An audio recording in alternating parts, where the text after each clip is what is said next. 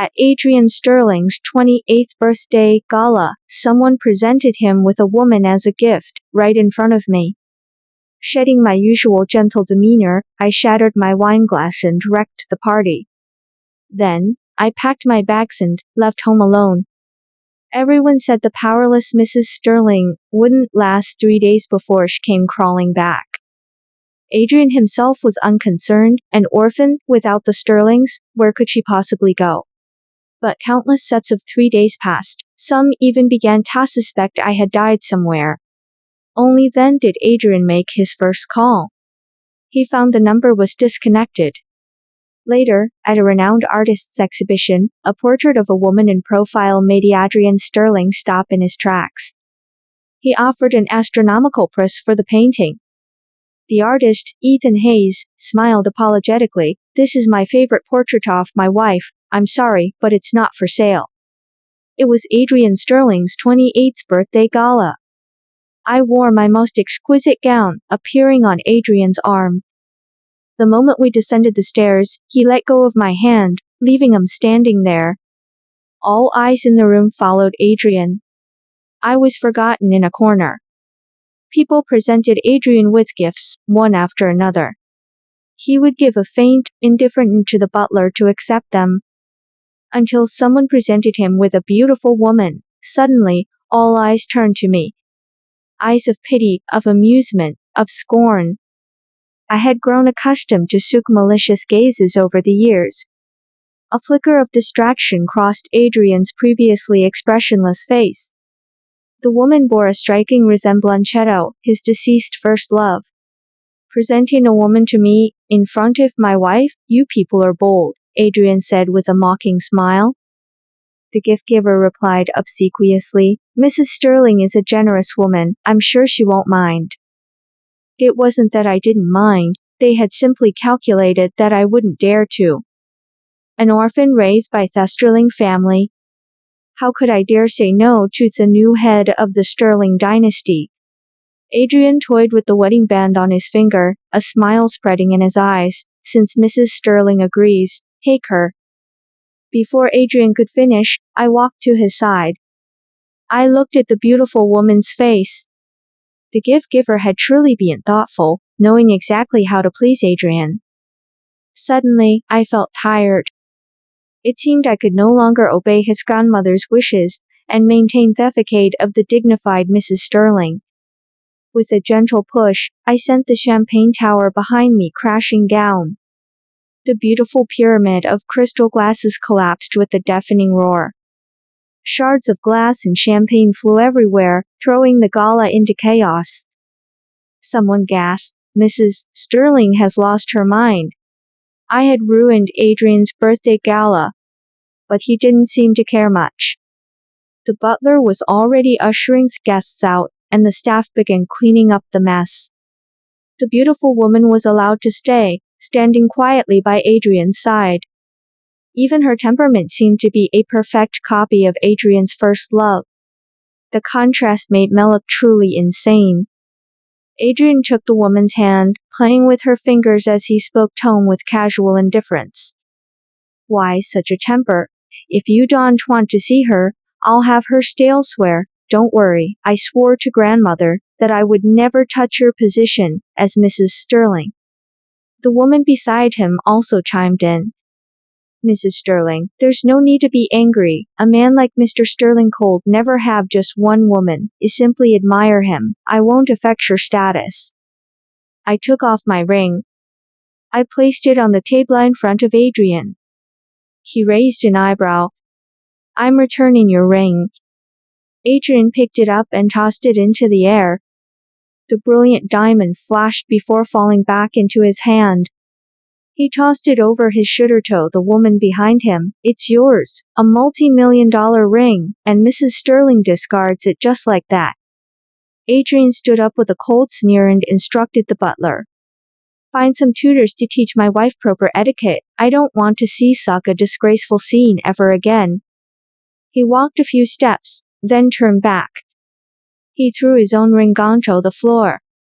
It rolled across the ground and came to a stop at my feet. "Since we're done with rings, Let's just throw them all away. Adrian left with the woman. The roar of the car's engine was piercingly loud in the night. The butler, Charles, sighed beside me. Madame, why must you provoke it, master? You know, he holds a grudge against you. I picked up the ring at my feet and tossed it into the trash can.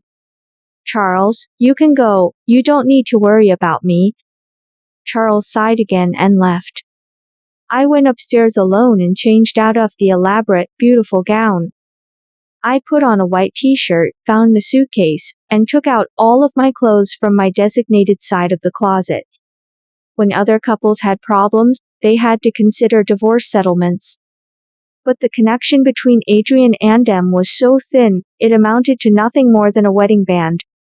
No one would have ever guessed that at the wedding of the century that had captivated the entire city, the bride and groom didn't even have a marriage license. I still remember what Adrian said at the wedding. My marriage certificate was only ever meant to bear one name, Isabel's. Elora, you never told have married me. But what could I do? I still married him. I married man I had loved for 7 years during my girlhood. I thought that one day I could move him. But in the end, I became the nominal Mars Sterling, a title with no substance in anyone's eyes. The villa was silent as I dragged my suitcase out. It was just like the rainy night when his grandmother first brought me here. A 13-year-old Adrian had stood on the stairs, looking down at me with cold eyes. Then he had turned and gone to the kitchen. He brought me back a cup of warm milk. I booked a flight. A 6-hour flight, followed by a 3-hour car ride, brought me back to Desmal, remote town in the south. They say that when people get old, they yearn to return to their roots. But the truth is, even a homeless person deeply misses their hometown. Even if there are no relatives left in that home. I rented a small courtyard house in town. The local dialect was familiar yet strange. I was young when I left, and I had been in Northwood City ever since. I had long forgotten how to speak it. Luckily, the person living in Thekjard next to mine was also from out of town, though he had arrived Befarim. One day, when I couldn't understand the old woman at the market, he helped me out. The next day, I made corn pancakesto thank him for his help. That's when I learned he was a painter, here for inspiration. He looked like he had just graduated from college, radiating youthful energy and passion. Away from the people and events of Northwood City, in this simple environment, I suddenly remembered that I was only 25 years old. But because I had been at the Sterlings, always maintaining the posture of Mrs. Sterling, I had started to feel old and stodgy. I bought flowers from the street and filled my small courtyard with roses. I placed a small rocking chair next to the flower beds. It was simple, but everything was just as I liked it. The Sterling family's garden was filled with the yellow roses that Isabel had loved, an expensive piano satin, the glass conservatory. Adrian had specially designed it for her, and no Onu is allowed to touch it. One time, his grandmother had wanted to have the roses pulled out. It had sent Adrian into a terrible rage. If the roses are gone, I have no reason to ever come back to this house. The matter was never mentioned again. Isabel and her roses became a forbidden topic in the Sterling family. In the afternoon, there was a knock on the courtyard gate. Ethan Hayes stood there in a sweatshirt, a backpack on his shoulders. He beamed when he saw me open the gate. Hey, I'm heading up the mountain to paint the sunrise tomorrow morning. Want to come out and get some fresh air? He pointed to the mountain behind us. I knew it was quite famous. Monsters who came to town were heading for that mountain. I was tempted. Don't worry, I go camping all the time. I'm very experienced, and it's perfectly safe. His enthusiasm was infectious, and I nodded. Ethan was, as he said, very experienced. He immediately went back to his place and returned, with another bag. He carried both sets of camping gear on his back, and his hands were full with painting supplies. I tried to help him with some of the load, but he steadfastly refused. I'm strong, this is nothing. On the way up the mountain, we talked about the past and the future. My past seemed rather uneventful. It revolved around the Sterling family, around Adrian. In the end, I became the Sterling family's nominal lady of the house.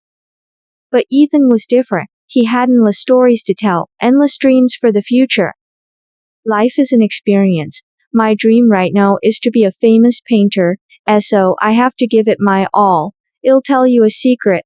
I ran away from home. If you find my courtyard empty, one day, it probably means my family caught me and dragged me back. I smiled at him. I hadn't realized we were both runaways. Except he had a family who would come looking for him. My disappearance, however, might be a cause for celebration for Adrian. We reached the summit just in time for sunset. The warm, golden light bathed us in an unreal beauty. I looked down at the small town below, enveloped in the golden glow, looking peaceful and serene. Ethan was already busy setting up the tents. I asked him, the sunset is beautiful too, aren't you going to paint it? I prefer sunrises, every day is a new beginning, representing infinite possibility and vitality. I sat on the stool Ethan had brought out, watching him work, his words a new beginning echoing in my mind. Leaving the Sterling family was the bravest decision I had ever made. But I was acting like a timid, cowardly fugitive. I had returned to a remote town and hidden myself away in a small courtyard. I had never thought about what I would do next. Was I just going to waste away my life here? I was only 25. The future held infinite possibilities. Ethan finished setting up the tents and gave me food and water. He sprawled out on the mat next home, hands behind his head, gazing at the star-filled night sky. You should try looking at thesters like this. It's a completely different feeling. At the Sterlings, I was always requerido, maintain a certain etiquette. Everything I did had to befit the status of Mrs. Sterling. The most common phrase one heard was, "Madam, that is not something should do." Lying down to watch the stars, like this was something I had never even considered before. But now, Ethan didn't give him time to think. He reached out, pulled me with a single tug, and I was off the stool and onto the mat beside him. Lie down. I stopped being reserved, and did as he said. Lying down, the starry sky seemed so close, I could almost touch it. Ethan and I lay there, gazing at the vast expanse of stars, talking about everything and nothing. And, in my heart, I made a decision. I had to be brave and step out. Running away was just an escape. I needed to meet new people, see the wide world, until even if he was standing right in front of me, he would be of no consequence. I fell into a deep sleep in the latter half of the night. Even though I was in a simpleton outdoors, I felt an unprecedented sense of peace. In the morning, I stumbled out of Theaton in a daze. Ethan had already set up his easel, his expression serious. The sun slowly rose, its gentle rays caressing every inch of my skin. I gazed at the place where the sun was rising. This was me new beginning too. Don't move. Ethan's excited voice came from the side. I was startled and stood frozen, only able to glance at him from the corner of my eye. Clearly, he was using as a model. When he was done, I finally rubbed my sore neck. Being a model was not easy. Let me rub it for you, thanks for being my model. Ethan's hands rested on my neck, he had strong hands. I closed my eyes in comfort, enjoying his massage. On the way down the mountain, Ethan talked non-stop about this newfound inspiration. I had seen the painting, I thought it was quite beautiful, but I didn't understand anything beyond that. As soon as we got back, Ethan disappeared into his own courtyard. I turned on the TV, and Adrian's face suddenly appearing on the screen made me jump back a step. My hand, which had been aputo, changed the channel, froze. I was grateful for the decision I had made last night. Adrian O'Fern appeared, on TV and on mine. I couldn't hide forever. In the news interview, Adrian seemed unchanged. When asked about the recent rumors of his marriage falling apart, his expression remained cold. My wife is throwing a tantrum. She'll obey back after she's had her fun. Everyone envied me, an orphan with no one to rely on, raised by Sterling matriarch and eventually marrying Adrian Sterling. It wasted fortune of a lifetime.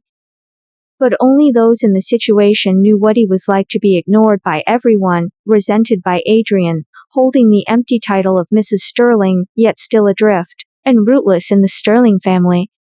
Every year when the yellow roses bloomed, Adrian would have the staff cut the mandeville every vase in the house. The piano in the glass conservatory was dusted by the staff every day. Isabel was dead, but Adrian constantly reminded me of her existence. We heard that the argument between you and Mrs. Sterling was because of the assistant you've been seen with lately. Adrian frowned impatiently, his hand reflexively going to his ring finger. But there was nothing there. He remembered then that Elara had been defiant this time. She had returned his ring and had the audacity to run away. He thought back to the day Charles, the butler, had called him in a panic, saying that Madame was gone. When he got home, he found Elara's half of the closet empty. Only his suits hung there, looking stark and lonely. She was just using running away to force him to get right if the woman looked like Isabel. He knew she cared most about anything related to Isabel, let alone a woman who looked like her. But so what? His grandmother was gone, she had no family, her only support was him. When she was young and felt wronged, she would hide away by herself. His grandmother used to indulge her. He didn't have the painchero go looking for her now. Once she had a taste of hardship outside, she would realize how good the Sterling home was, and come back eventually. So he had told the butler, an orphan, without the Sterlings, where could she possibly go? No one is to go look for her, let me know when she comes back. Under Adrian's impatient gaze, the host quickly shifted the topic from his personal life to business. Talking about work, Adrian's expression seemed to relax a lot. It seemed that Mrs. Sterling was a topic that made him frown just to think about. I poured myself a glass of office water and started writing my resume on the computer. This small town was mostly inhabited by the elderly. It was great for retirement, but there were few job opportunities. To find work, I had to leave. I wrote until evening, then stretched and got up to prepare dinner. A simple 3-course meal, sitting at the dining table. I suddenly thought of Ethan next door. I wondered if he was done with his work. When he painted, did he also forget Toyette like Adrian did when he worked? When his grandmother was still alive, Adrian had suffered from stomach pains several times because he didn't eat on time. Later, whenever I had time, I would bring his meals to his office. At first, his secretary would block him outside his office, and I would wait for an hour or two. Later, he seemed to get used to it, and would let me in to interrupt his work. He would eat, then continue. I sighed, put on a jacket, and knocked in the neighboring courtyard gate. There was no sound from inside. Just as I was about to leave, the gate suddenly opened. Seeing me at the door, Ethan's previously impatient face broke into a smile. Hey, I was just painting you, and I can't believe you appear at the moment. I opened the door. Ethan still held a paintbrush in one hand. His clothes were smudged with paint, and there were even some streaks on his face, making him look a bit disheveled.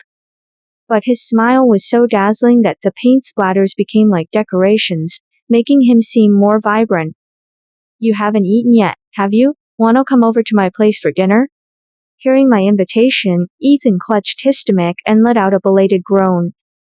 I'm starving, you're the best, I'll just go put my brushes down. In the following days, Ethan and I seemed to reach a sort of unspoken agreement. He came to my house for meals every day. When he left, he would help me clean up, and he took over the gardening work in the courtyard. It was a pity I didn't have Ion's brother. It would be Niceto have a brother like him. I sent my resume to a few companies and received interview invitations. On the day I decided to leave, I went to say goodbye to Ethan early in the morning. As I opened my door, I saw several black cars parked in front of Ethan's courtyard. Several men in suits, looking like bodyguards, stood by the cars. I hesitated for a few minutes before approaching. As I got closer, one of the bodyguards reached out to block me. "Don't touch her." Ethan came out of the courtyard. The sunny, cheerful expression on his face was gone, replaced by a cold, serious look. Ethan grabbed my hand and pulled him into his courtyard. The gate slammed shut behind us. "Don't follow me in." The bodyguards exchanged glances, but ultimately said, "Yes, sir." "Hey, did you come to call me for dinner?" Without the bodyguards, Ethan seemed to revert to his cheerful self. "No, I came to say goodbye." Ethan's voice suddenly rose several decibels. "Where are you going?" I told him about my resumes, and the interview I had landed. "Although it's nice here, what you said on the mountain that day, that every day is a new beginning, with infinite possibilities and vitality, I want to give myself a new start. To live without regrets." "So, have you let go of that person in your heart?" I looked at him, surprised. Ethan blinked. "Don't treat me like a kid. A painter's eyes are very sharp." Being called out like that, he felt a little embarrassed. "Yeah, I guess I have." "So where are you going to work?"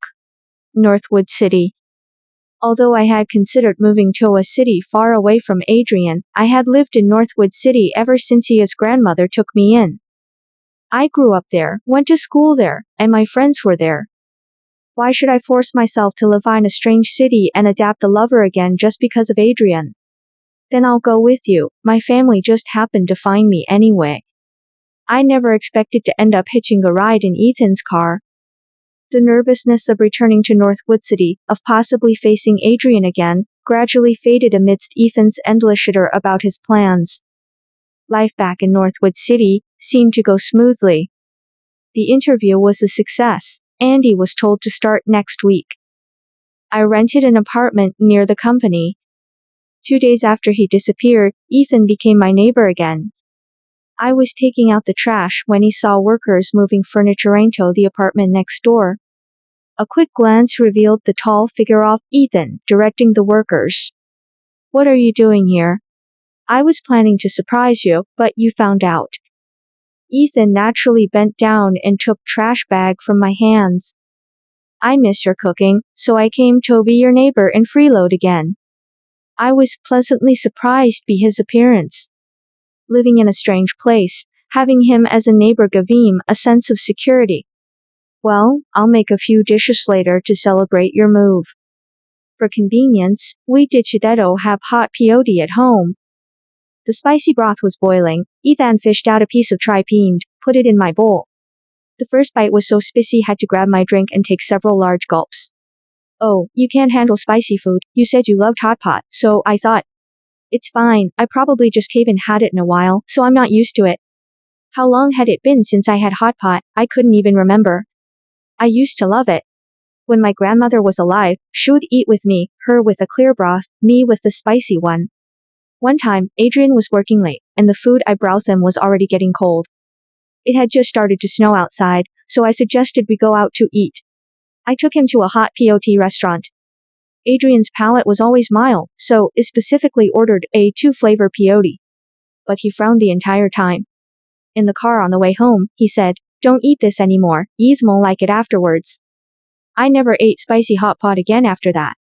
If you don't eat something for a long time, even your taste buds forget. But soon, I was sweating from spice, rediscovering the joy of eating hot peyote. After dinner, Ethan cleared the table, cleaned the kitchen, and opened the windows to air out the apartment. He took the trash bag with him when he left. Life back in Northwood was calmer than I expected. The media didn't discuss the long-absent Mers, Sterling, and no one from the Sterling family came looking for me.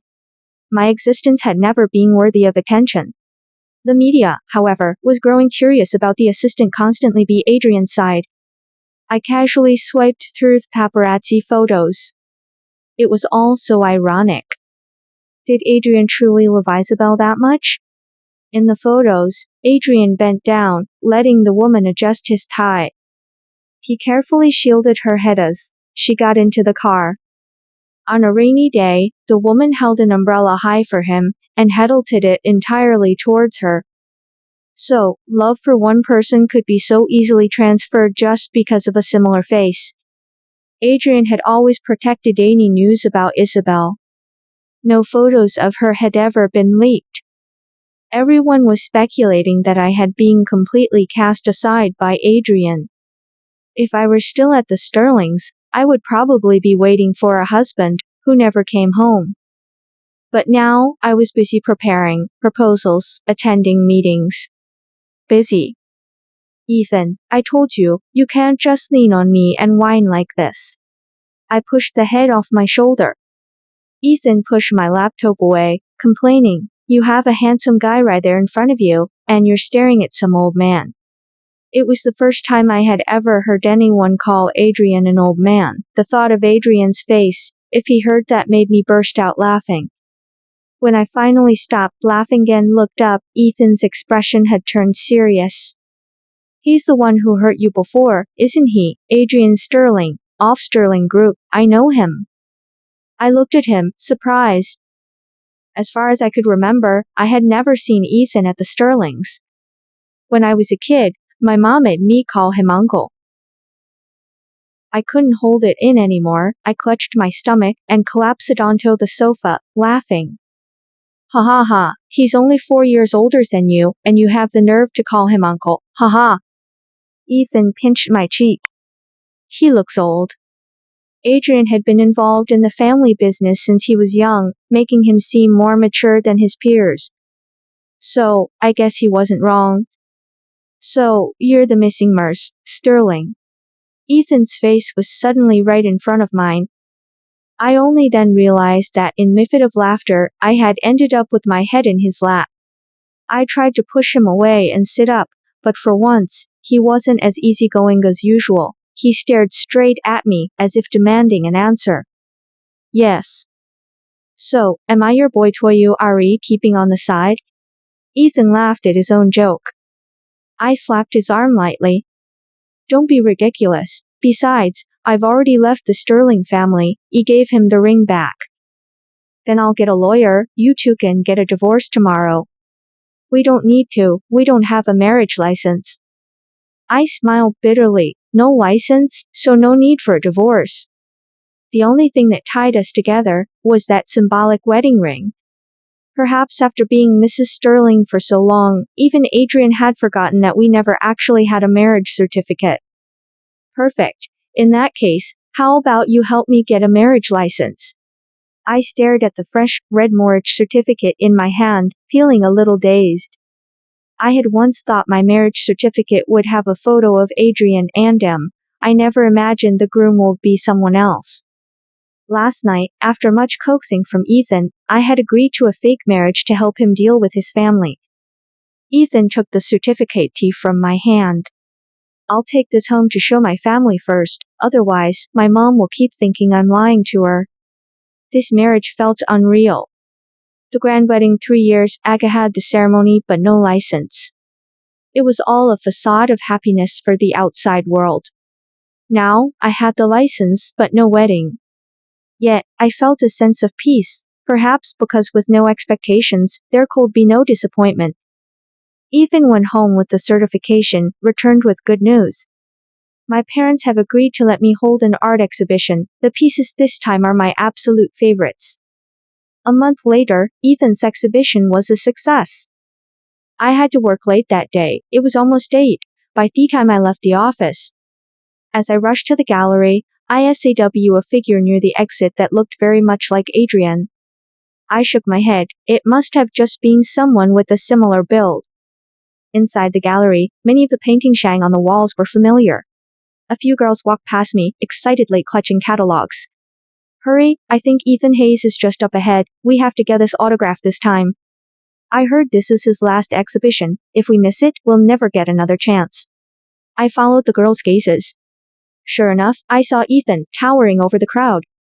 He was looking down, patiently signing autographs for the people in front of him.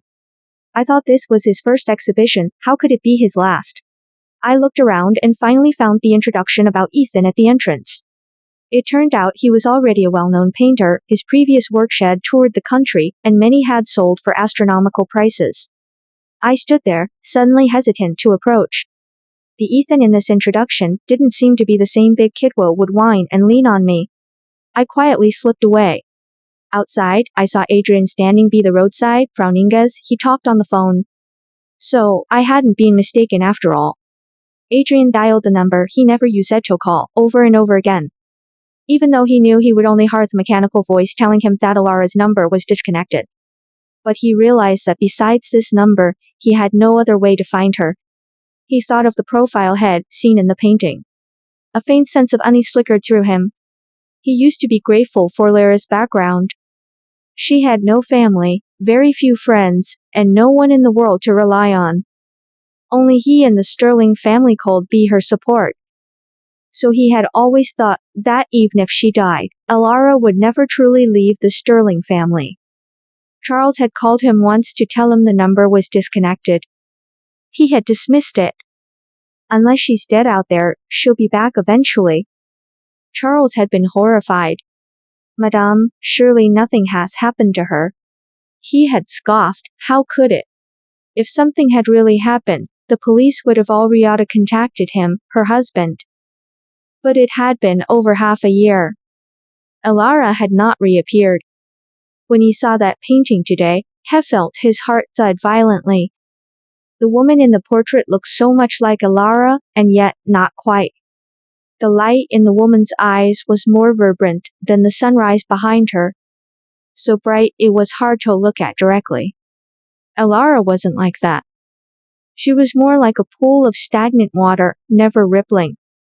Even a clay figure has a temper, but Alara was made of water. A gentle squeeze, and forget a temper, she couldn't even muster an angry word. When bullied, she would just hide away by herself. He had once seen her crying a wannabe, the glass conservatory. When she heard his footsteps, she had darted away like a frightened Ned kitten and hidden in her room. He used to despise that unpresentable side of her.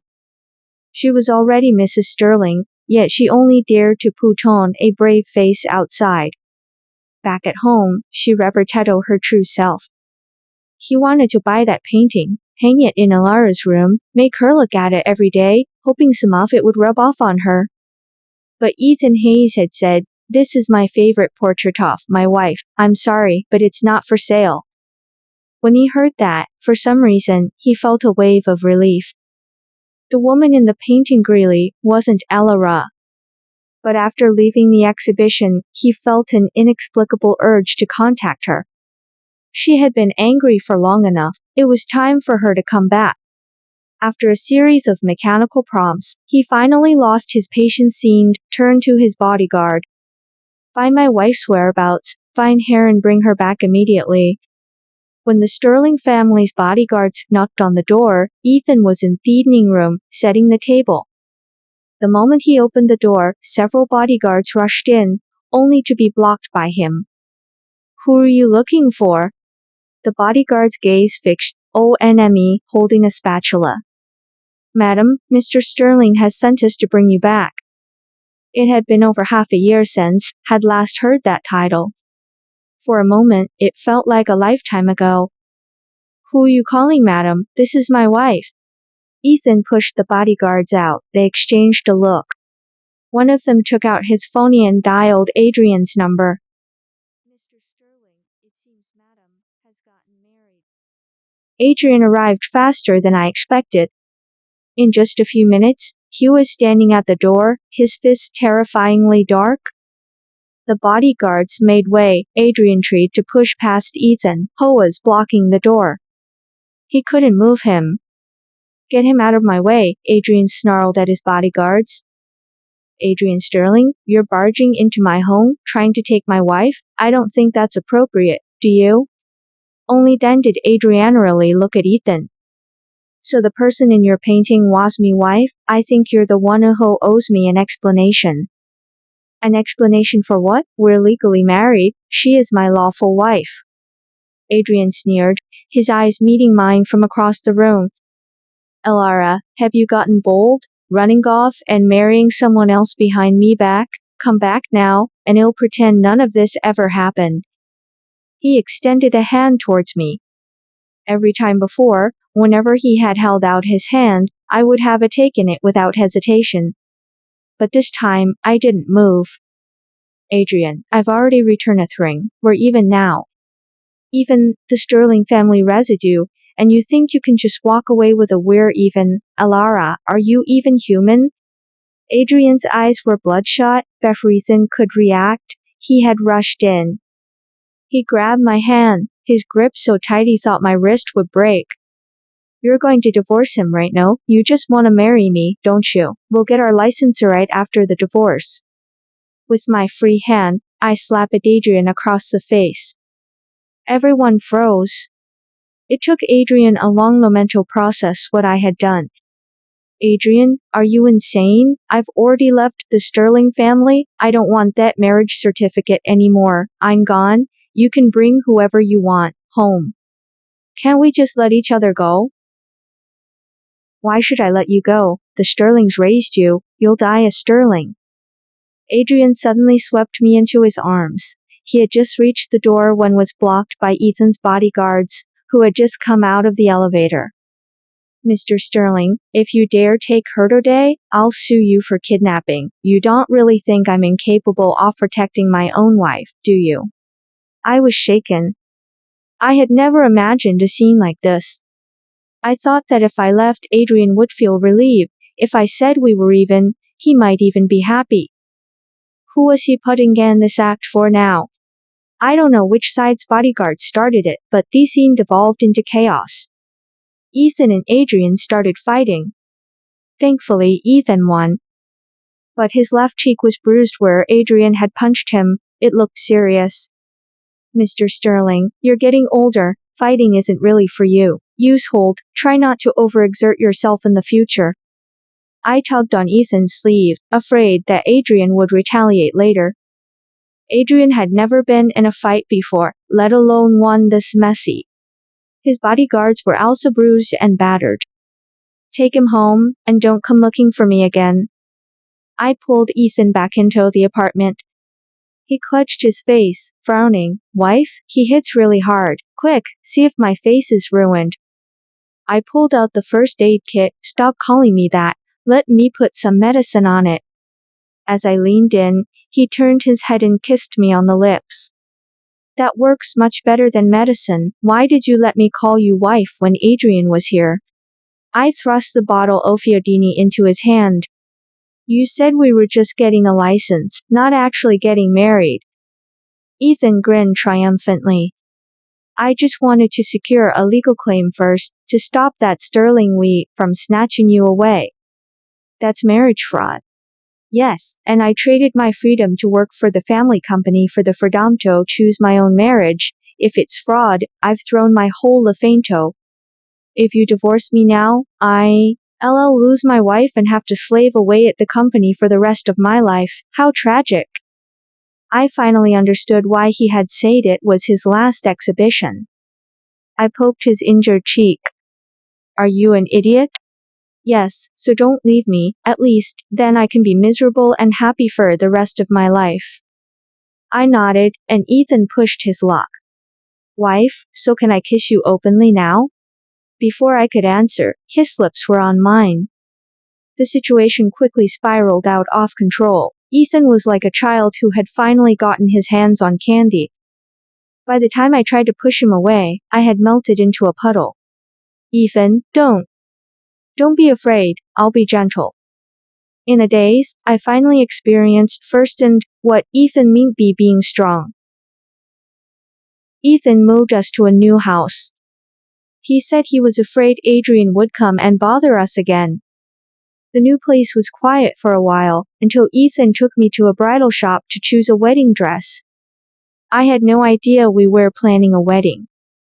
I've been planning this since the day we got the license. When I painted that portrait, all I could think about was making you the most beautiful bride. Ethan handled every detail of the wedding himself. I was occasionally pulled in by his mother to give my opinion. While choosing a hotel, I ran into Adrian in the central garden. I had intended to walk around him and leave, but he saw me first. Elara, please come back, I'll take care of you for the rest of my life. Just like grandmother said, the Sterling house is where you grew up, are you going to abandon me, and our home too?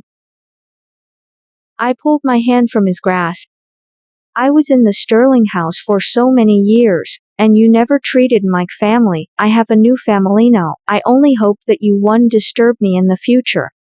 Ethan's parents both adored me, especially when she learned that my parents had died long ago, and I had no other relatives. Ethan's mother hugged him and cried, saying that from now on, she would be my mother. I loved the family Ethan had given me. It was a family you could truly belong to. At the Sterlings, my only family was grandmother.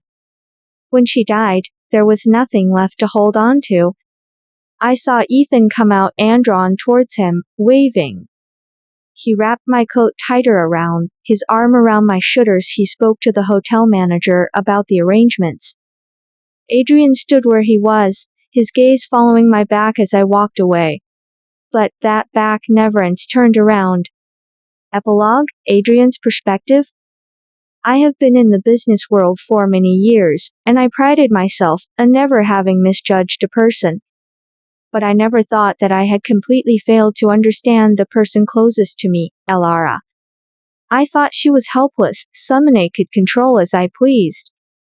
But after she left, she suddenly grew a spine. Years ago, when grandmother insisted I'll get married, I agreed verbally but only held a wedding ceremony to appease her. I deliberately didn't get a marriage license with her. She endured it, never even complaining to grandmother. I deliberately filled the house with Isabel's favorite yellow roses, and seeing the pale look on her face, I finally knew what bothered her. So when that woman who looked like Isabel appeared before me, I accepted without hesitation. Sure enough, the look on Alara's face was one of utter devastation. I just never expected her to lose her temper, to throw away our wedding rings. I always thought of her as a runaway child. I never realized that she had grown up when I wasn't looking. I was no longer her only support. She had a job, new friends, and was even married. I was waiting downstairs for my bodyguards to bring her back, only to hear him say she was married. I nearly dropped my phone. She said we were even, as if she wanted to cut all ties with me for the rest of her life, to become a stranger. In a fit of rage, I resorted to violence. And I actually lost to that punk. I remember hating him as a child. I was only a few years older, and he had the nerve to call me uncle. Now that he was grown, he was even more annoying. But when Elara saw him get hurt, her eyes were filled with concern. Maybe she didn't even realize it herself, but her eyes were only for that punk. Towards me, they were full of caution. I suddenly felt as if I had lost something that he might never get back. The invitation to their wedding arrived, the smiles on their faces and the photo were piercing. We once had a grand wedding too. But I was so perfunctory I couldn't even be bothered to take a photo with her. All the arrangements were left at the boudoir, while I stood on the sidelines, like a guest at my own wedding.